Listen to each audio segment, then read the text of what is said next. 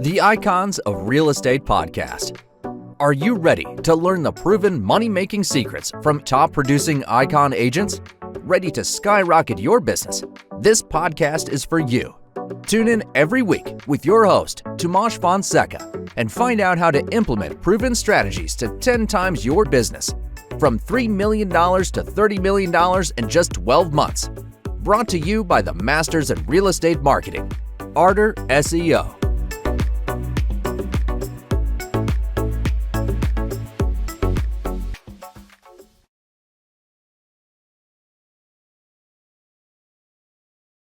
Hello, ladies and gentlemen. Welcome to the Icons of Real Estate podcast. I am Luis, your host, and today we have a very special guest.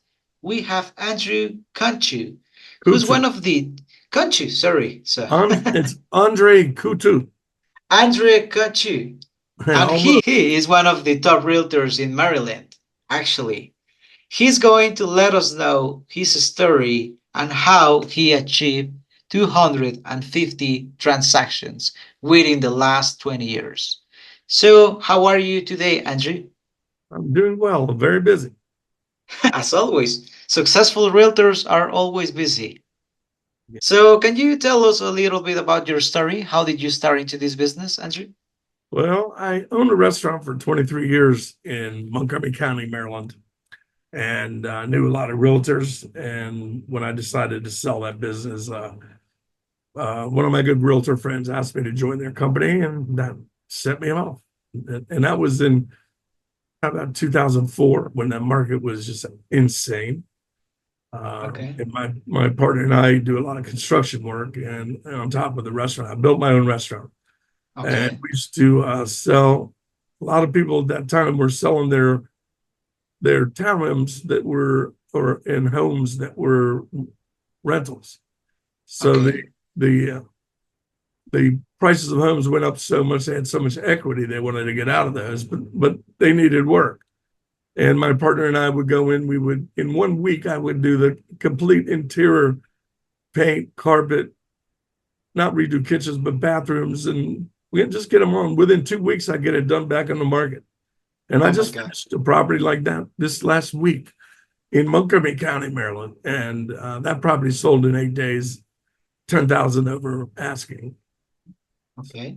So I'm still doing that kind of work. I'm helping people paint the houses and get them ready, and exterior work, and it is a whole job, right? Curb appeal, all that. Yep. Okay, and can you share a particularly challenging transaction you have handled in the past, and how did you overcome it? A difficult transaction? Yeah. Well, the one I was just talking about was a rental, and they left the home with all the furniture there and a mess.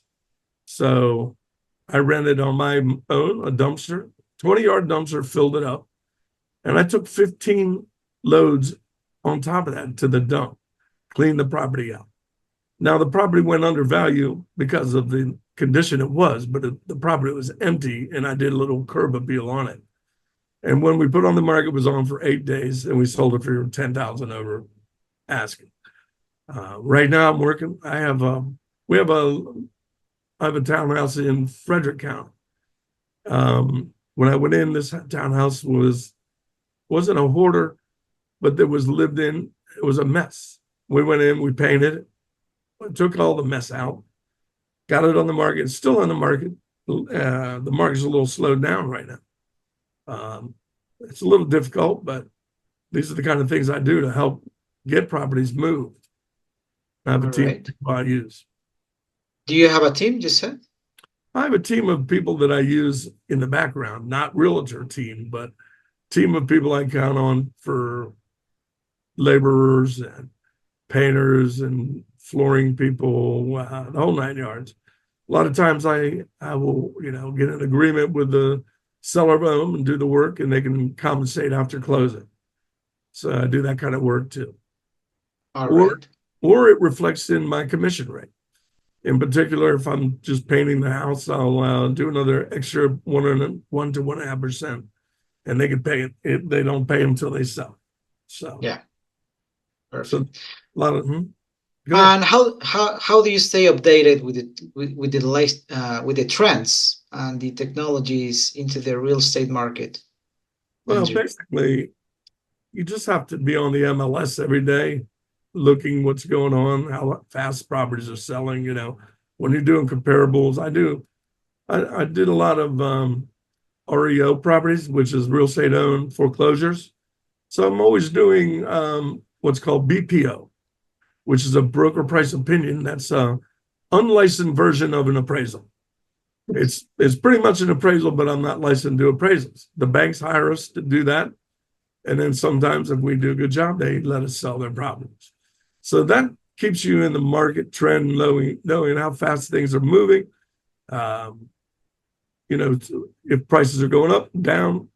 Right now, the trend right now is I'm seeing a lot of, in different counties now, Frederick County in my area, I'm seeing the trend of properties coming down 1% to 2%. So it's a little. And why is that?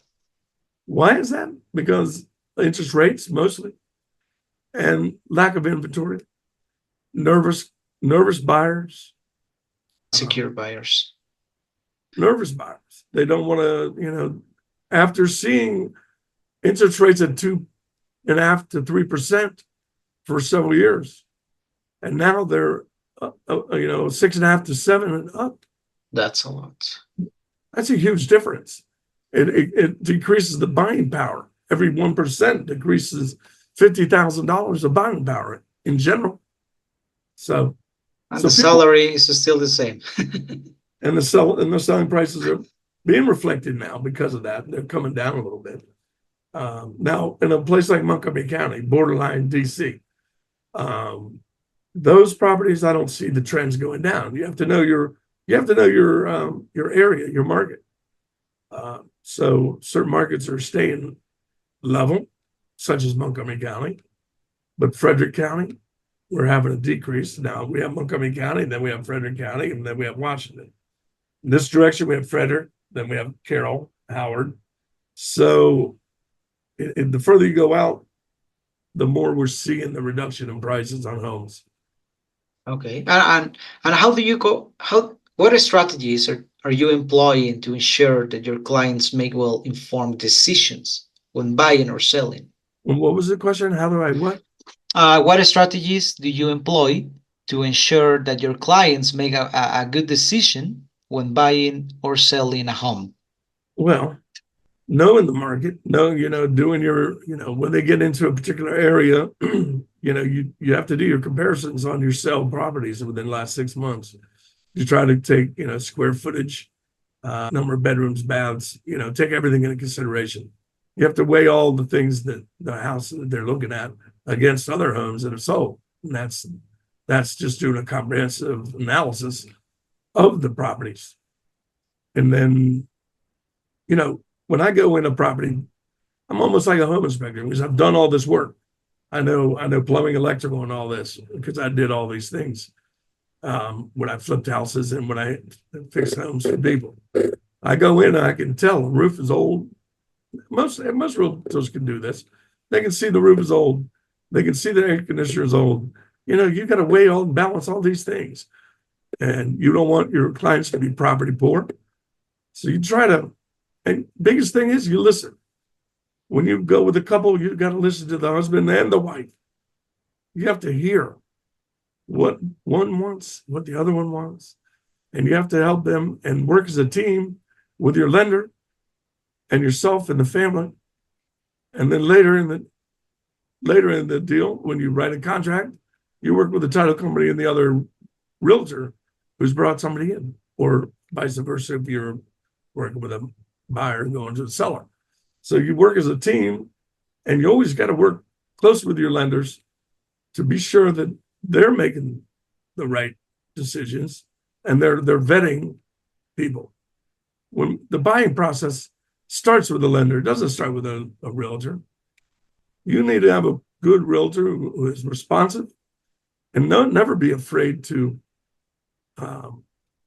shop 1 or 2, 3 lenders. There's a myth that says, if you pull my credit too much, my credit score will go down. That's true if you go from a house to a car, to a boat, to a credit card. But when you do equal, I'm looking for a house, one lender, two lenders, three lenders, that won't affect your credit score because it's the credit company sees that you're shopping. Yeah. And that's a positive action. But it won't make your credit score go up, but you're not going to go down for shopping in the same field. Okay. In real estate or a car or, yeah. So those. And do you have any marketing strategy you're using to attract people? Well, I used to use a lot. I was doing a lot of Facebook ads. I had my website. It turned out to be not as fruitful as the ROI wasn't there. I've been looking for better ways to do, but I have such a big sphere of influence by reaching out through my CRM, which is a customer resource management. Yeah. So I do reach out to my sphere. I do a lot of one-on-one talk to people when I'm out and about and do events and stuff. Networking that way has always been good for me, and it keeps me busy. I'd like to be more busy. And I used to be a Redfin, pay for Redfin. The ROI on that wasn't very good. You got to either write zip code and spend a lot of money if you want to be successful with them. And I just don't see the return on investment. So really my sphere has been the most, for me, word of mouth. But I am looking for better ways now. I was joined EXP through a Florida group. Okay. And I don't know if you ever heard of Ricky Caruth. Not yet. Ricky Caruth is an icon guy. He is big on helping younger people. I'm 65. Younger people coming into the business, he wants to cold call, send out handwritten letters, that kind of thing, follow up with the cold calls after the letters using RedX or what is it? RedX is a source for phone numbers and emails and things like that. And you get phone numbers and you call and they all day long. I don't do that. Okay. I don't like it being done to me. I don't do it. So, all right. And what advice would you give to a first-time home buyer in your area? Well, first off, get with a good lender who knows some of the programs. Like we have in Maryland, we have what's called MMP, the Maryland Mortgage Program. There are other programs out there, depending on the time of year. Sometime in the first 3 months of the year, most of the counties will have grants, excuse me, that No problem. give you up to $25,000. Maryland Mortgage Program gives you 5%. And you can make as a couple. Now, I'm not a lender, so you can't take these numbers to heart. That's why you need a lender. I'm a realtor, not a lender. But with my experience at 5%, and you can make up to, as a married couple, up to about 150, 175,000 or more as a married couple. And, some of these are a loan that you pay back at the end, and some are forgiven after 5 years. But the thing is, that's the key. Finding the good lender, finding a real estate agent who asks the good lenders to help you and that can help guide you in these ways. Because and now with the new NAR settlement, you're aware of this, right? Yeah. Yeah. So in the MLS systems, you're not allowed to show, the seller's not allowed to show buyer's agent compensation. So it's adding a new step. And there's one other step after that, but you need to contact most new first-time home buyers are not going to have the money to put 3.5% down and the closing costs on these four. In my area, average home is 300 to 400,000. That's the lowest. So 3%, we're at 15,000, 3.5%. So that's a lot. And then you have closing costs another 2% on top of that, or 3%. So you're talking about 25,000 just to buy a house as a new home buyer. So That's this the Maryland Mortgage Program is phenomenal. Give you 5% of that. Are you always applying this program with your clients? Anytime I have first-time home buyers, or that those you can't have owned a home. So if you're a true first-time home buyer, yes, always.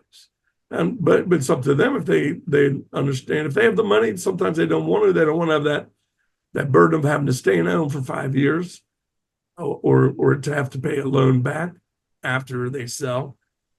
But it is an alternative. All right. Very nice, very nice. So just so you know, and Andrew, some of our audience are also realtors who are trying to get into the real estate market and they don't know how to do it, or they're simply stuck. What advice would you give to them, Andrew? Well, new realtors, I hate to say it, but I would join a team. Keller Williams is very strong in that. I wouldn't recommend Century 21. I think Keller Williams is probably one of the strongest team things. Now, if you can find an EXP realty that has a brick and mortar teams, I would definitely go that direction. But EXP realty is basically not many brick and mortar. And when they are brick and mortar, you're joining a team. In teams, your commission base is usually going to be about 50%.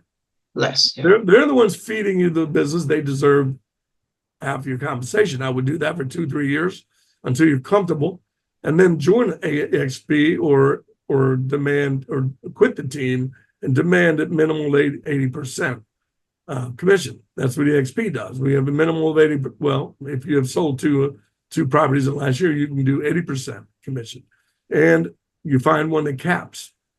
EXP caps at I think 12, 14,000. Once you pay them in 12 or 13, you go 100%. And then there's only a couple $100 transaction fee per transaction. So those are the ways to go.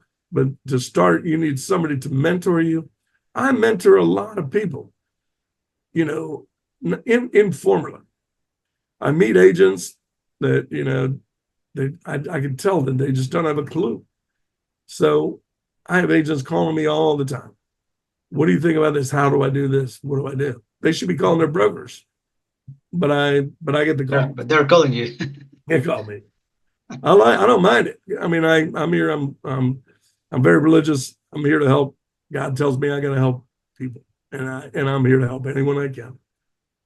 Perfect, Andrew. Well, it was such a pleasure to have you here at Icons of Real Estate. I mean, you have a lot of experience to share, and this is what we're looking at this channel, because our audience are not only sellers and buyers, are also realtors that need some advices I see it from all people. the time. I have 2 or 3 that call me weekly, and a lot of times I want to just call because they're so excited that I showed them something and it worked. The big thing is that the realtors, if you don't know how to negotiate a contract in I know you're getting where you need to go, but in the past year or two, I've learned so much writing offers on multiple listings, multiple offer properties. When clients have enough money and they listen, I win 80 to 90% of the multiple offers. Wow, that's a lot of money. There's a lot of strategy involved in it, but also the client has to be willing. A lot of times the client has to lose 1 or 2 until they listen to you. And if they have the money, they have to be able to come off that money and be out there. But now properties are coming down, so now we can ask for concessions. It's becoming challenging. No, it's challenging, yes. But when you enter a contract that's been on 40 days, you have the upper hand now. It's no longer the seller market. It's starting to become a buyer's market. When you see properties on the market 40, 50, 60 days, that indicates a buyer's market. And you can ask for things. I just wrote a contract on this. It was $750,000. I got my clients in at $720,000, $30,000 off. Not everyone like you has a lot of experience, Andrew. So you are the top 1% of realtors that are out there knowing everything. Well, I fell in Maryland. I think I fell in like top 5% a couple of years in a row. That's still pretty good. I'm not 1%er. Wish I was, but I was in that 5%. When I left my restaurant, I still had a part-time job, a full-time job. and I was still selling 8 to 10 properties a year. Yeah. COVID got rid of that job. Now I'm full time. So I've changed my strategies too. So Awesome. well, nice talking to you, Luis. Nice talking to you, Andrew, and we'll see you in another time. Thank you for being here at Icons of Real Estate. God bless everybody out there.